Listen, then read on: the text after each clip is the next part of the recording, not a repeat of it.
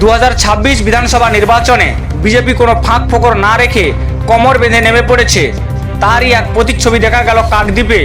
আজ ভারতীয় জনতা পার্টির মথুরাপুর সাংগঠনিক জেলার উদ্যোগে বরিষ্ঠ কার্যকর্তা সম্পর্ক সম্মেলন অনুষ্ঠিত হলো কাকদ্বীপের মালঞ্চ প্রেক্ষাগৃহে। মথুরাপুর সাংগঠনিক জেলায় মোট 7টি বিধানসভা। এই 7টি বিধানসভার 2011, 2016, 2021 বিজেপির প্রাক্তন এমএলএ প্রার্থীগণ এবং 2011 সালের আগে থেকে আজ পর্যন্ত যে সকল বিজেপির বলিষ্ঠ কার্যকর্তাদের নিয়ে একটি কার্যকর্তা সম্মেলন সম্পর্ক অনুষ্ঠান অনুষ্ঠিত হলো এবং আগামী 2026-এর নির্বাচনকে সামনে রেখে যাতে বিজেপির সকল কার্যকর্তারা এই নির্বাচনে অংশ নিতে পারে এবং পশ্চিম বাংলাতে বিজেপির সরকার প্রতিষ্ঠিত করে পশ্চিম বাংলাকে সোনার বাংলাতে রূপান্তরিত করার একটা প্রয়াস।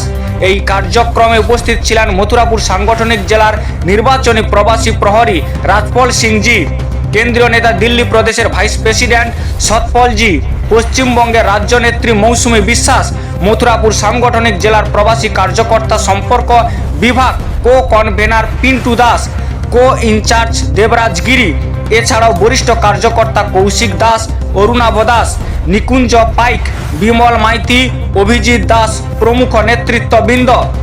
এ থেকে পরিষ্কার পশ্চিমবঙ্গে বিজেপি 2026 নির্বাচনে কোনো অংশে ফাঁক ফোকর রাখতে চাইছে না। এ প্রসঙ্গে বিজেপির বরিষ্ঠ জেলার নেতা অরুণাভ দাস বলেন, দুঃসময় যারা হার নিশ্চিত জেনেও বিজেপির প্রার্থী হয়েছেন এবং বিজেপির ঝান্ডা কাঁধে নিয়ে দলটা টিকিয়ে রেখেছেন, তাদেরকে বাদ দিয়ে দল কোনোদিন এগোতে পারে না। যে কারণে বরিষ্ঠ নেতা কার্যকর্তাদের অভিভাবক স্বরূপ মেনে তাদেরকে সম্মানিত করেন। তারা এই নির্বাচনে যে কাজ করতে প্রস্তুত তাদেরকে সেই কাজে নিযুক্ত করাই এই সম্মেলনের মূল উদ্দেশ্য।